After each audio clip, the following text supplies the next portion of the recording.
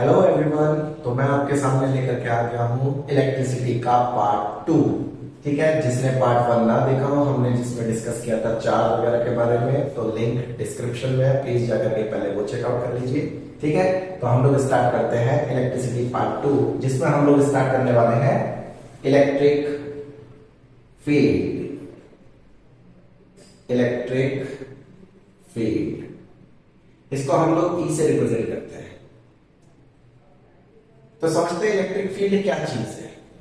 तो electric field एक ऐसी फिजिकल क्वांटिटी है जो कि किसी गिवन चार्ज की वजह से क्रिएट होती है। ठीक है, जैसे सपोज करो, अगर मैं आपको बोलूं कि ये कोई चार्ज है प्लस क्यू चार्ज, ये कोई चार्ज है अपने पास में प्लस क्यू चार्ज। ठीक है, तो होगा क्या, हमें पता है कि इसके अगर नेबरहुड में या इसकी विसिनिटी में कोई अनदर चार्ज पार्टिकल आता है, सपोज करो वो स्मॉल प्लस क्यू नॉट है, मतलब पॉजिटिव चार्ज। तो हमें पता है प्रॉपर्टीज ऑफ चार्ज में हम लोग पढ़ चुके हैं, इसकी वजह से इसमें क्या लगता है, एक रिपल्शन फोर्स लगता है, राइट, जिसकी वजह से ये किधर मूव करेगा, इस डायरेक्शन में मूव करेगा। क्लियर है? ओके, तो ऐसा इसके बीच में बेसिकली हुआ क्या, ऐसा इस वाले चार्ज ने, जो कि ये फिक्स्ड था, इसने ऐसा क्या जनरेट किया अपनी विसिनिटी में कि जिसकी वजह से इस पर तो लगा कैसा, एक रिपल्सिव फोर्स। बट अगर मैं बात करूं माइनस क्यू नॉट की, तो इस पर किधर फोर्स लगेगा, इस डायरेक्शन में। दैट मींस ये इसको क्या करेगा, अट्रैक्ट करेगा। तो इसका मतलब है कि इसने अपने विसिनिटी में, अपने रीजन, अपने अराउंड एक ऐसा स्पेस जनरेट किया जिसमें पॉजिटिव आने वाला चार्ज क्या कर रहा था, रिपेल आउट हो रहा था, और जो माइनस क्यू चार्ज था वो क्या हो रहा था, अट्रैक्ट हो रहा था। राइट, तो हम लोग इलेक्ट्रिक फील्ड को कैसे बता सकते हैं, तो ये एक स्पेस है किसी भी पर्टिकुलर चार्ज के अराउंड, जिसकी विसिनिटी में अगर कोई अनदर चार्ज आता है तो वो एक टाइप का फोर्स एक्सपीरियंस करता है, इधर अट्रैक्टिव और रिपल्सिव। इसको हम लोग नाम देते हैं इलेक्ट्रोस्टैटिक फोर्स। तो हम लोग इसको डिफाइन कैसे कर सकते हैं, it is the space around any given charge in which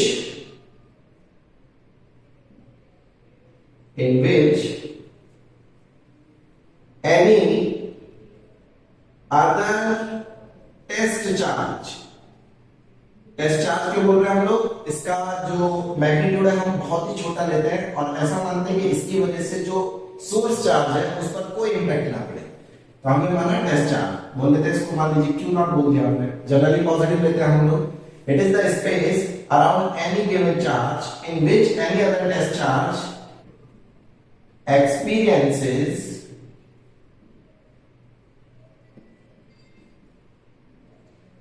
experiences a type of electrostatic force। Electrostatic force जो कि आपका क्या हो सकता है, अट्रैक्टिव भी हो सकता है, अट्रैक्टिव और रिपल्सिव भी हो सकता है।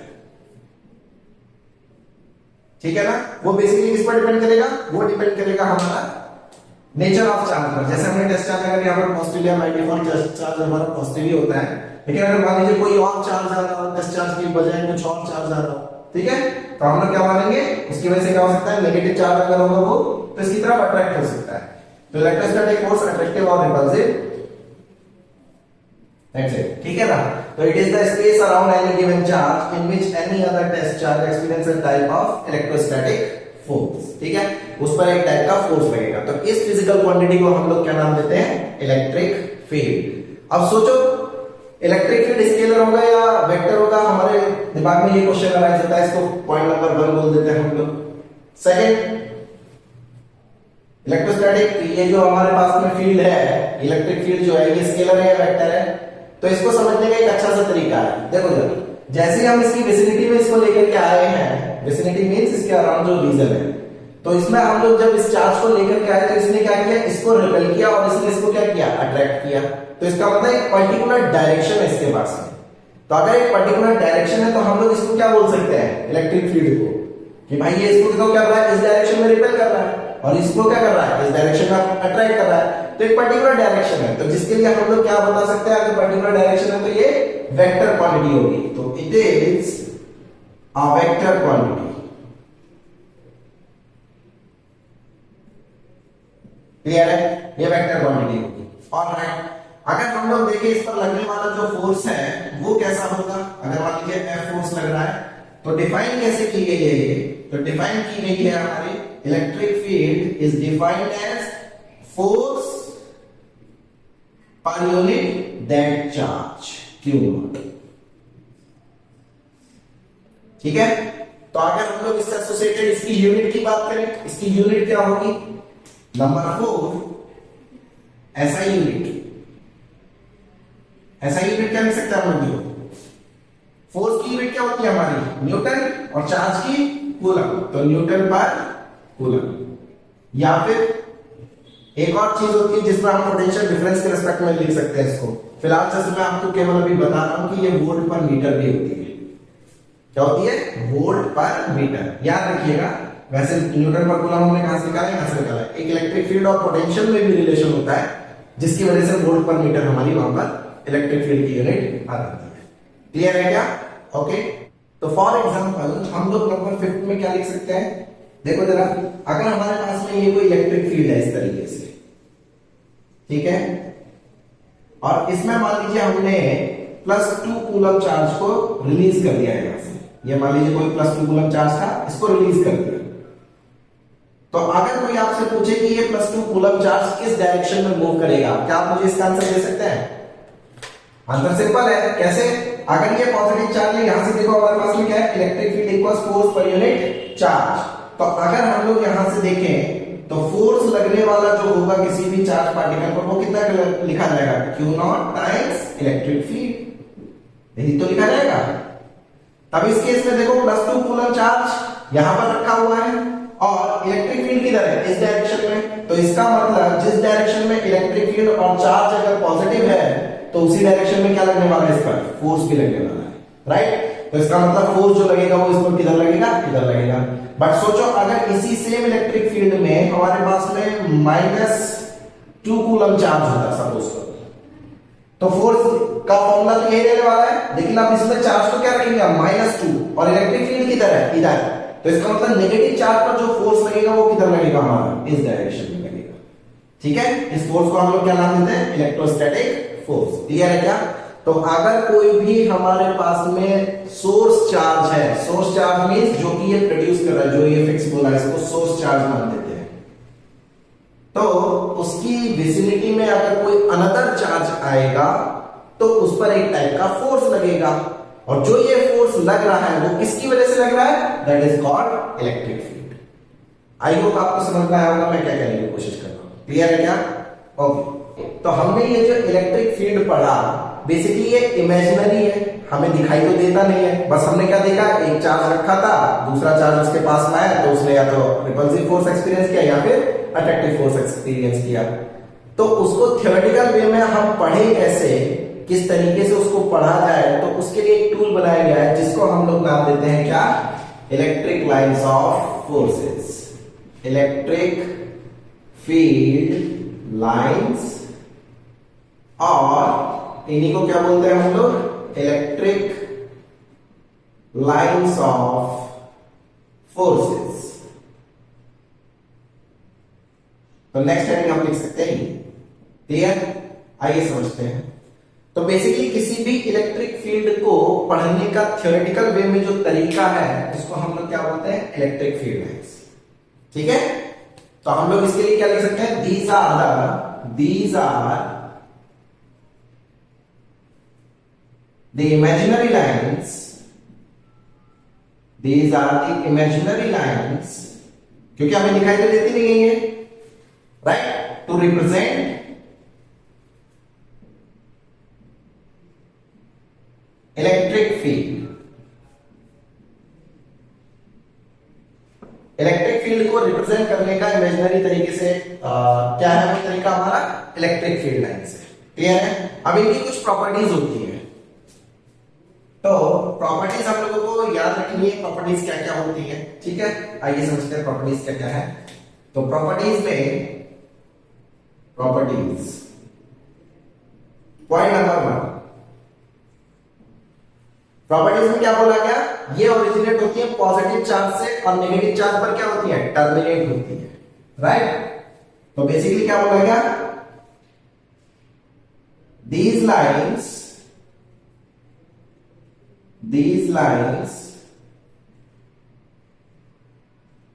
originates from positive terminal या positive charge and terminates on, these lines originate from positive charge and terminate on negative charge। मतलब पॉजिटिव से निकलेंगी, अगर ये कोई पॉजिटिव चार्ज था तो इससे कैसे जाएगी, फील्ड लाइंस इस तरीके से होंगी बाहर, राइट। और अगर कोई नेगेटिव चार्ज होगा, ये मान लीजिए कोई नेगेटिव चार्ज है, तो इस पर फील्ड लाइंस ऐसे आएगी, क्लियर है, ठीक है। आप इसको ऐसे भी लिख सकते हैं, these lines originate from positive charge और इंफिनिटी से भी ओरिजिनेट होती है क्योंकि नेगेटिव पर टर्मिनेट हो रही है, राइट। तो these lines originate from positive charge और यहां पर क्या लिख सकते हैं, infinity and terminate on negative charge और इंफिनिटी, ये भी हम लिख सकते हैं। देखो पॉजिटिव चार्ज से ओरिजिनेट हुई, कहां गई, इंफिनिटी की तरफ गई, अगर कोई पास में नेगेटिव चार्ज नहीं है, राइट। यहां पर क्या होगा, नेगेटिव चार्ज है हमारा, तो यहां से पर क्या गई, टर्मिनेट हो रही है, तो कहां से आई होगी, इंफिनिटी से आई होगी या फिर पॉजिटिव चार्ज से आई होगी, राइट। तो दोनों केसेस पर हम लोग इस चीज को समझ सकते हैं, क्लियर, ओके। तो नेक्स्ट प्रॉपर्टी क्या आती है, number 2, number of lines originating or terminating is directly proportional to what, magnitude of charge,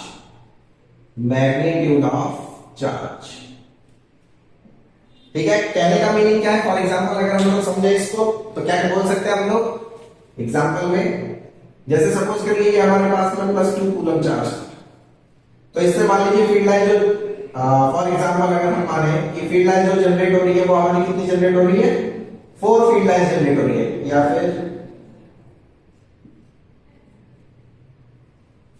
या फिर हमारे पास में 1 2 3 4 5 6 7 8 फील्ड लाइन जनरेट हो रही है, ठीक है। दूसरे केस में अगर हम लोग देखें हमारे पास में मान लीजिए 1 coulomb charge plus 1 coulomb charge, तो इससे जो जनरेट होंगी फील्ड लाइन वो हमारी क्या होगी, इससे कम होगी, क्लियर है। तो इससे जो जनरेट होने वाली फील्ड लाइंस होगी वो कुछ कम रहेंगी। तो नंबर ऑफ लाइंस ओरिजिनेटिंग और टर्मिनेटिंग जो होता है वो किसके प्रोपोर्शनल होता है, मैग्नीट्यूड ऑफ चार्ज, जितना ज्यादा चार्ज उतनी ज्यादा number of field lines, clear है। थर्ड प्रॉपर्टी क्या लिख सकते हैं हम, टू फील्ड लाइंस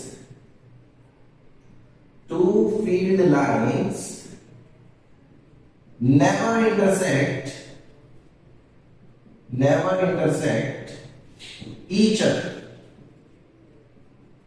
कहने का मीनिंग क्या है कि अगर 2 फील्ड लाइंस हमारी वो कभी भी एक दूसरे को इंटरसेक्ट नहीं कर सकती, क्यों, समझते हैं हम लोग एग्जांपल। जैसे मान लीजिए एक फील्ड लाइन ऐसे है और दूसरी फील्ड लाइन ऐसे है, सपोज करो, तो जहां पर इंटरसेक्ट कर रही है इस वाली फील्ड लाइन के करस्पॉन्डिंगली अगर हम देखें तो यहां पर जो डायरेक्शन है वो बेसिकली क्या होगी, इस डायरेक्शन, और सेम पॉइंट पर इसके करस्पॉन्डिंगली अगर डायरेक्शन देगी तो डायरेक्शन ऐसे मिलेगी। तो सोचो एक ही पॉइंट पर एक फिजिकल क्वांटिटी की 2 डायरेक्शंस मिल रही हैं, मतलब अगर यहाँ पर पॉजिटिव चार्ज को छोड़ दिया जाए तो वो कंफ्यूज हो जाएगा कि इधर चल रहा है कि इधर चल रहा है, राइट। तो एक ही पर्टिकुलर पॉइंट पर उस पे 2 डायरेक्शन दिखाई दे रही है हमें, जो कि किसी भी वेक्टर क्वांटिटी के लिए फुलफिल नहीं होती। क्यों? आपको पता है वेक्टर क्या होता है? वेक्टर वही है जिसके पास में एक unique particular direction, right? But यहां पर सेम पॉइंट पर सेम फिजिकल क्वांटिटी जो कि क्या है? इलेक्ट्रिक फील्ड, उसकी कितनी डायरेक्शंस आ रही है हमारी? 2 डायरेक्शंस आ रही है। तो हम लोग क्या बोल सकते हैं? Two field lines never intersect each other. क्यों? क्योंकि अगर ये करेंगी तो 2 डायरेक्शन पॉसिबल है, which is not possible in case of electric field because it is a vector quantity, right? Clear है क्या? नेक्स्ट प्रॉपर्टी अपनी नंबर 4 कि अगर हम किसी भी फील्ड लाइन पर, जैसे मान लीजिए कोई भी फील्ड लाइन है, इस पर हम टेंजेंट ड्रॉ करें तो वो किसकी डायरेक्शन बताएगा? वो हमेशा बताता है, हम लोगों को टेंजेंट डायरेक्शन बताती है electric field as well as electric force की। ठीक है ना? तो क्या लिख सकते हैं हम? If we draw tangent at any point on the field line, then it will indicate the direction of किसकी? Electric field as well as electric force, electrostatic force. Clear है क्या? ओके। अच्छा एक चीज मैं आपको यहां पर क्लियर कर दूं, ये इलेक्ट्रिक फील्ड के साथ साथ इलेक्ट्रिक फोर्स की भी डायरेक्शन देती है। ऐसा ही एक चैप्टर है आपका magnetic effect of electric current, तो वहां पर मैग्नेटिक लाइंस ऑफ फोर्सेस पढ़ते हैं हम लोग। But magnetic lines of forces में अगर हम उस पर वेक्टर ड्रॉ करें या टेंजेंट ड्रॉ करें तो वो हमें मैग्नेटिक फोर्स की डायरेक्शन नहीं देती है। कुछ जगह आपको लिखा हुआ मिल जाएगा 10th क्लास के पॉइंट ऑफ व्यू से अगर देखें कि मैग्नेटिक लाइंस ऑफ फोर्सेस, उन्हें मैग्नेटिक लाइंस ऑफ फोर्सेस नहीं बोलते हैं। ठीक है ना? याद रखिए इस चीज को। तो अगर इस पॉइंट पर हम लोग वेक्टर ड्रॉ कर रहे हैं या टेंजेंट ड्रॉ कर रहे हैं तो बेसिकली वो किसकी डायरेक्शन देगा? Electric field as well as electrostatic force. इसीलिए हम लोग उनको क्या बोल सकते हैं? इलेक्ट्रिक लाइंस ऑफ फोर्सेस भी बोल सकते हैं। क्लियर है? ये हो गया नंबर 4। नंबर 6 की अगर हम लोग बात करें, sorry number 5, they never exist in closed loop। ये कभी भी क्लोज लूप में एग्जिस्ट नहीं करती। क्यों? इसका रीजन आपको, जैसे ये 10th लेवल की मैं पढ़ा रहा हूं तो इसका रीजन आपको 12th में भी दिया जा सकता है। अगर थोड़ा बहुत आपको आइडिया है तो हम लोग बोल सकते हैं, अगर आपको आइडिया है तो ये कंजर्वेटिव फोर्स फील्ड होती है। ठीक है? तो under by conservative force in a close loop वो हमेशा 0 होता है। क्लियर? वो आपको 12th में पढ़ाया जाएगा, जैसा भी रहेगा। ठीक है? और अगर आपके लेवल पर हम इसको डिफाइन करने की कोशिश करें कि वो क्यों क्लोज लूप में एग्जिस्ट नहीं करती, तो हम लोग ऐसा बोल सकते हैं, यहां पर डायपोल्स एग्जिस्ट नहीं करते, यहां पर मोनोपोल्स होते हैं। भाई पॉजिटिव चार्ज है तो उससे हमेशा ओरिजिनेट होगी, कहां टर्मिनेट होगी? राइट? अब आप अगर बात करें कि ये कोई पॉजिटिव चार्ज है, ये नेगेटिव चार्ज है, बट ये एक ही मटेरियल के नहीं है। ठीक है ना? तो इसलिए हम लोग ऐसा नहीं बोल सकते। तो कंजर्वेटिव फोर्स फील्ड की वजह से जो वर्तन होता है इन अ क्लोज लूप वो हमेशा क्या होता है? हमारा 0 होता है। ये आपको 12th में पढ़ाया जाएगा। फिलहाल आप केवल इसको इतना याद रख सकते हैं, they never exist in close. Next number 6 आता है कि कंडक्टर को ये हमेशा परपेंडिकुलरली या तो एंटर करेंगे या फिर परपेंडिकुलरली उससे बाहर जाएंगे। ठीक है ना? दे एंटर परपेंडिकुलरली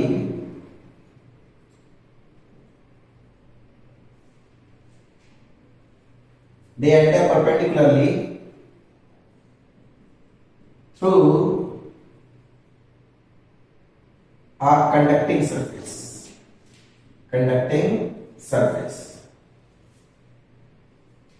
ठीक है?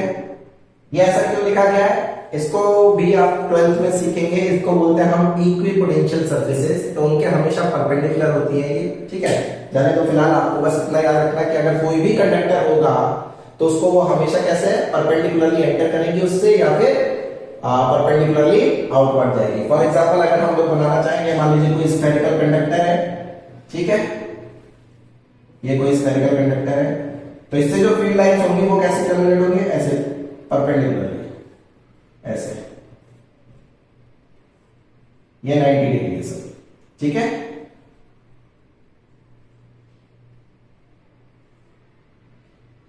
ये 90 डिग्री है, ये पॉजिटिव चार्ज का कंडक्टर है, मान लीजिए पॉजिटिव में चार्ज है, क्लियर। ये 90 डिग्री, तो इस तरीके से हम बोल सकते हैं कि परपेंडिकुलरली एंटर करती है या फिर परपेंडिकुलरली बाहर निकलती है, क्लियर है। ओके, नेक्स्ट इसी से एसोसिएटेड हमारे पास में टॉपिक आता है एक, जिसको हम बोलते हैं इलेक्ट्रिक पोटेंशियल, इलेक्ट्रिक पोटेंशियल या इलेक्ट्रोस्टैटिक पोटेंशियल भी बोल सकते हैं, इसे हम V से रिप्रेजेंट करते हैं। तो इलेक्ट्रिक पोटेंशियल क्या चीज है कि सपोज करिए हमारे पास में कोई भी सोर्स चार्ज था, सपोज करो ये हमारे पास में कोई भी सोर्स चार्ज है, कैपिटल Q, ये सोर्स है, सोर्स चार्ज, ठीक है, और ये फिक्स्ड है, ये मूव नहीं कर रहा है। तो अभी हमें पढ़ के आए हम लोग, इसके जो सराउंडिंग एरिया होगा, जो विसिनिटी होगी, उसमें एक टाइप का रीजन जनरेट हो रहा होगा, जिसको क्या बोल रहे हैं हम, इलेक्ट्रिक फील्ड लाइंस, राइट। तो इलेक्ट्रिक फील्ड जनरेट हुआ होगा। सोचो इंफिनिटी पर इससे काफी दूर, इंफिनिटी एक रिलेटिव टर्म है, इंफिनिटी का लिटरल मीनिंग नहीं लेंगे हम लोग, ठीक है। इंफिनिटी क्या है, रिलेटिव टर्म है। रिलेटिव का क्या मीनिंग है, क्या मेरा हाथ भी किसी पॉइंट के लिए इंफिनिटी हो सकता है, आंसर इज यस, ठीक है ना, वो हो सकता है। तो इंफिनिटी एक रिलेटिव टर्म है, तो मतलब काफी दूर डिस्टेंस से मान लीजिए एक टेस्ट चार्ज Q0 आ रहा है, ठीक है, उसको हम लोग अगर इधर लेकर के आए तो सोचो होगा क्या, जैसे ये इधर आना शुरू करेगा, ये इसको क्या करेगा, रिपेल करेगा, किसकी वजह से, भाई इस पर एक फोर्स लगेगा इलेक्ट्रिक फील्ड की वजह से, जो कि इसको क्या चाहेगा, रिपेल करना चाहेगा, बट हम इसको लेकर के आना चाहते हैं। तो इसका मतलब हम लोगों को क्या एक्सटर्नल वर्क करना पड़ेगा इसके अगेंस्ट, यस और नो, आंसर इज यस। तो हम लोग क्या काम करते हैं कि मान लीजिए इसको इंफिनिटी से इधर तक लेकर के आए, किसी पॉइंट ए तक, यहां तक Q0 तक लेकर के आए इसको, ए पॉइंट तक, किसके अगेंस्ट लाए, इलेक्ट्रिक फील्ड इस डायरेक्शन में है, तो इसके अगेंस्ट F एक्सटर्नल हमें लगाना पड़ेगा, F EXT मतलब एक्सटर्नल, किसको खींच करके हम लोग इधर लेकर के आ रहे हैं, राइट। ये क्या चाहता है, ये चाहता है इसको इधर धकेलना, हम इसको खींच करके इधर लेकर के आ रहे हैं। कहने का मीनिंग क्या है, हमें कुछ एक्सटर्नल फोर्स लगाना पड़ेगा जो कि इसको ओवरकम करके इधर लेकर के आएगा। और ऐसा नहीं है कि हम बहुत तेजी से ले आए इसको, ये वेरी स्लो प्रोसेस है, very slow process. Very slow process क्यों रख रहे हैं हम लोग, क्योंकि हम नहीं चाहते कि कोई एक्सटर्नल इसमें एक्सेलरेशन प्रोड्यूस हो। Very slow process, slowly slowly लेकर के आने से धीरे धीरे धीरे धीरे धीरे धीरे, तो उस पर नेट फोर्स क्या रहने वाला है, जीरो, बहुत स्लो स्लो लेकर के आए, क्योंकि उसका एक्सेलरेशन क्या है, जीरो, ठीक है ना।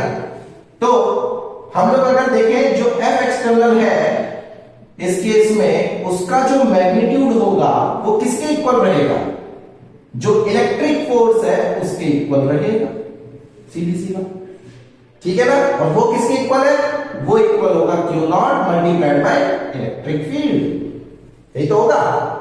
अभी जो फॉर्मूला पढ़ के आए थे, ठीक है। अब सोचो जरा, अगर हम इसको स्लोली स्लोली इधर लेकर के आ रहे हैं, तो इसका मतलब हमने फोर्स लगाया और इसका कुछ डिस्प्लेसमेंट भी हुआ। दो बातें, हमने कुछ फोर्स लगाया और कुछ डिस्प्लेसमेंट हुआ। हालांकि आपके यहाँ फॉर्मूला नहीं है due to a point charge, तो इसकी बस मैं फील दे रहा हूं आपको, और बाद में आप फॉर्मूला एक लिखेंगे कि अगर हम इस पर फोर्स लगाए, स्लोली स्लोली लेकर के आए, तो इसका हमने डिस्प्लेसमेंट भी किया, तो आपको नहीं लगता कि हमने कुछ वर्क परफॉर्म किया है, आंसर इज यस। तो अगर हमने कुछ वर्क परफॉर्म किया तो work is a kind of energy. तो ये जो एनर्जी आई, तो ये एनर्जी गई तो गई कहां, हमारा क्वेश्चन क्या राइज होता है, राइट। ये एनर्जी बेसिकली इस सिस्टम की इलेक्ट्रोस्टैटिक पोटेंशियल एनर्जी बोला जाता है, क्लियर। वो बात का टॉपिक है, बाद में समझेंगे। तो इसका मतलब हमने जो वर्क किया, तो मतलब electric potential at point A is defined as, जो वर्क हमने परफॉर्म किया इंफिनिटी से किसी पर्टिकुलर पॉइंट तक लाने में, किसको, Q0 चार्ज को, divided by that charge is simply the potential at that point. मैं फिर से बताता हूं, कोई Q नॉट चार्ज था, उसको हम लोग इंफिनिटी से स्लोली स्लोली खींच करके लेकर गए, तो हमने कुछ वर्क किया, तो वर्क इंफिनिटी से ए पॉइंट तक लाने में जो हमने किया डिवाइडेड बाय उसका मैग्नीट्यूड, वो हमें क्या दे देगा, उस पॉइंट का पोटेंशियल दे देगा। तो आप सोचो, अगर Q नॉट को अपने 1 कूलम ले ले तो डिफाइन कैसे कर सकते हैं potential of any particular point, कैसे डिफाइन कर सकते हैं, देखो जरा। अगर Q नॉट को 1 कूलम ले ले तो क्या लिखेंगे हम, Q नॉट अगर 1 कूलम हो गए तो VA इज इक्वल टू क्या आएगा, W इंफिनिटी टू A। तो इसकी डेफिनेशन बनाने जा रहा हूं मैं, आइए देखिए समझते हैं। If Q not is 1 coulomb then VA equals क्या है, W इंफिनिटी टू A। यही तो थी सिचुएशन। Hence हम क्या लिख सकते हैं, इसकी डेफिनेशन लिखी जा सकती है, ध्यान से समझिएगा। इलेक्ट्रिक पोटेंशियल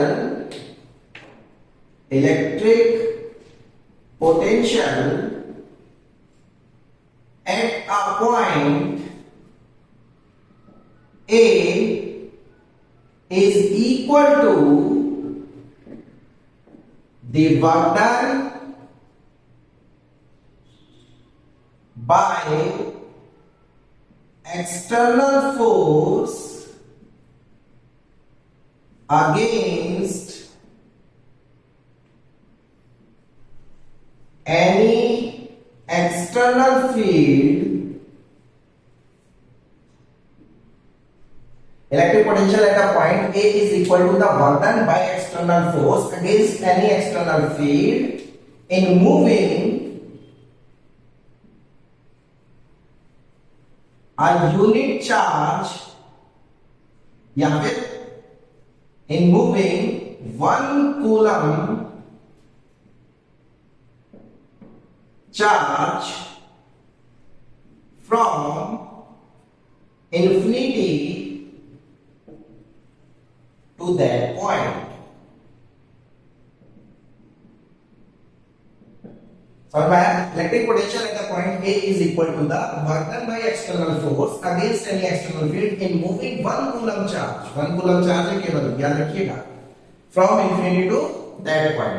अगर जनरलाइज वे में करना हो, मोर जनरलाइज इन जनरल, क्योंकि हम लोग क्या है, किसी भी पर्टिकुलर पॉइंट का पोटेंशियल नहीं बता सकते, हम हमेशा क्या मेजर करते हैं, पोटेंशियल डिफरेंस मेजर करते हैं। क्लियर? जैसे देखो यहां पर हमने, आप बोलेंगे कि सर यहां तो पोटेंशियल पता है किसी पर्टिकुलर पॉइंट का, electric potential at a point A आप बोल रहे हैं, बेटा यहां पर potential at a point A बोला गया है, बट रेफरेंस लेवल कहां है, देखो कहां लिया है हमने रेफरेंस लेवल, इंफिनिटी, ये रहा। तो इसका मतलब हमने इंफिनिटी और इस ए पॉइंट के बीच के पोटेंशियल डिफरेंस को इवैल्यूएट किया है, बट बाय डिफॉल्ट अगर इंफिनिटी पर हमारा 0 है तो उनका बीच का डिफरेंस जो होगा वो क्या बता देगा, हमें उस पॉइंट का पोटेंशियल बता देगा। राइट? तो हम लोग कभी भी पोटेंशियल कैलकुलेट कर ही नहीं सकते किसी पॉइंट का, हम हमेशा क्या मेजर करते हैं, पोटेंशियल डिफरेंस मेजर करते हैं। तो इसीलिए इन जनरल अगर मैं बोलूं, ये मान लीजिए कोई Q सोर्स चार्ज था, फिक्स्ड था, ठीक है, और हम लोग किसी B पॉइंट से, ये कोई पॉइंट A है, ये कोई पॉइंट B है, यहां से Q नॉट चार्ज को हम लोग इधर लेकर के आए, यहां से यहां, तो हमें एक्सटर्नल वर्क करना पड़ेगा, F एक्सटर्नल लगा करके इधर से इधर लेकर के आए, स्लोली स्लोली, ठीक है, स्लोली स्लोली लेकर के आए हम लोग। तो हम लोग क्या डिफाइन कर सकते हैं, VB minus VA, potential difference VB minus VA equals क्या लिख सकते हैं, अच्छा सॉरी, VA माइनस VB क्या लिख सकते हैं, work done in bringing Q naught charge from B to A divided by that Q naught charge। तो ये लिखा जा सकता है, तो ये इन जनरल है। अब इसी डेफिनेशन से देखो, ये डेफिनेशन बनी है जो मैं आपको बता रहा था। सोचो B पॉइंट को कहां ले गया हम, इंफिनिटी, अगर B पॉइंट को इंफिनिटी पर ले गए तो VB कितना हो जाएगा, 0। इंफिनिटी पर पोटेंशियल कितना मान रहे हैं हम, रेफरेंस लेवल है 0, तो वो किसके इक्वल आ जाएगा, VA माइनस 0, VA के, और ये क्या हो जाएगा, W infinity into A divided by Q not, और क्यू नॉट की वैल्यू कितनी थी 1 कूलम। 1 कूलम को इंफिनिटी से ए तक लाने में जो वर्क करना पड़ा वो उस पॉइंट का क्या बोला जाएगा, पोटेंशियल बोला जाएगा। क्या मेरी बात क्लियर है, कोई कंफ्यूजन? ठीक है। अच्छा, इससे रिलेटेड कुछ पॉइंट समझते हैं अब हम लोग। देखो तो पॉइंट्स रिगार्डिंग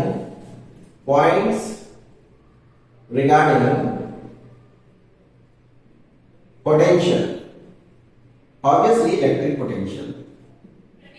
ठीक है, आओ देखो जरा points regarding potential. Point number 1 क्या समझ सकते हैं हम लोग, स्केलर या वेक्टर? सोच करके देखो, ये एक वेक्टर क्वांटिटी नहीं है, स्केलर क्वांटिटी है, राइट? क्यों? हमने कैसे डिफाइन किया, W अपॉन Q, ये तो डिफाइन किया हमने। तो वर्णन क्या है, स्केलर। Q क्या है, स्केलर। तो ये ओवरऑल क्या आएगी, एक scalar quantity. It is a scalar quantity. Clear? Point number 2, ऐसा ही यूनिट देखो जरा क्या होगी इसकी। फॉर्मूला क्या है हमारे पास में, delta V is equal to, delta V मतलब चेंज, W अपॉन Q, यही तो है, Q नॉट F। तो यूनिट क्या लिख सकते हैं हम लोग, देखो जरा, इसकी यूनिट चाहिए हमें, ये है joules per coulomb. Joules per coulomb, मतलब क्या होती है, जूल्स चार्ज की कूलम। इसी को हम लोग क्या नाम देते हैं, इसको बोलते हैं हम वोल्ट। तो इसकी ऐसा यूनिट क्या होती है, वोल्ट होती है। ठीक है। अब एक चीज और समझना, देखना नंबर 3 पॉइंट में मैं लिखा दे रहा हूं, ध्यान से समझना बेटा इस चीज को। सोच करके देखो कि अगर ये हमारे पास में कोई भी कंडक्टर है, सपोज एक चीज समझाना चाहता हूं मैं, ये कंडक्टर है, ठीक है। तो कंडक्टर इलेक्ट्रिसिटी का फ्लो करा सकते हैं। इसको हमने मान लीजिए एक एक्सटर्नल बैटरी से या सेल से हमने कनेक्ट कर दिया। अब देखो क्या काम बोला गया है, इसका अक्रॉस पोटेंशियल ड्रॉप V है। इस पॉइंट का पोटेंशियल V नहीं है, इस पॉइंट का पोटेंशियल V तब होगा जब इधर आप 0 मानोगे, क्योंकि इसकी कंडीशन क्या है, कंडीशन यही है कि इसका अक्रॉस पोटेंशियल ड्रॉप क्या रहना चाहिए, V रहना चाहिए भाई। यहां अगर 10 है तो यहां क्या होगा 10 प्लस V, यहां अगर 20 है तो यहां क्या होगा 10 प्लस 20, राइट? क्योंकि मेंटेन रहना चाहिए डिफरेंस वो V का। तो सोचो ये V है, ये V है। अब एक चीज बताना, हम लोग अगर इसका ये कौन सा टर्मिनल है, पॉजिटिव टर्मिनल, ये क्या है हमारा नेगेटिव टर्मिनल है। आपको अभी थोड़ी देर पहले पता चला, ये अगर पॉजिटिव टर्मिनल, ये नेगेटिव चल रहा है। थोड़ी देर पहले अभी पढ़ा था हमने जब इलेक्ट्रिक फील्ड पढ़ रहे थे कि पॉजिटिव से नेगेटिव की तरफ क्या होती है, इलेक्ट्रिक फील्ड होती है। तो इसका मतलब इलेक्ट्रिक फील्ड इसमें किधर है, इधर से इधर है।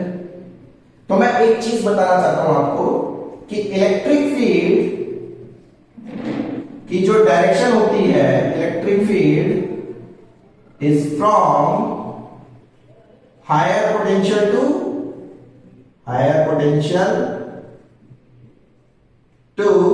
Lower potential. ये भी एक चीज हम लोगों को याद रखनी चाहिए, ठीक है। इलेक्ट्रिक फील्ड किधर से किधर होती है, हायर पोटेंशियल से लोअर पोटेंशियल की तरफ होती है। क्लियर है क्या, कोई कंफ्यूजन? ठीक है। तो सोचो अगर पॉजिटिव चार्ज होगा तो वो किधर मूव करेगा, इधर ही मूव करेगा, क्योंकि उस पर फोर्स किधर लगेगा, इलेक्ट्रिक फील्ड की वजह से इधर ही लगेगा, राइट? ओके, तो एक क्वेश्चन देखते हैं इस पर हम। What is the potential difference between the two terminals of a battery if 56.5 joule of work is required? देखो सॉल्यूशन में जो गिवन है उसे लिख लेते हैं।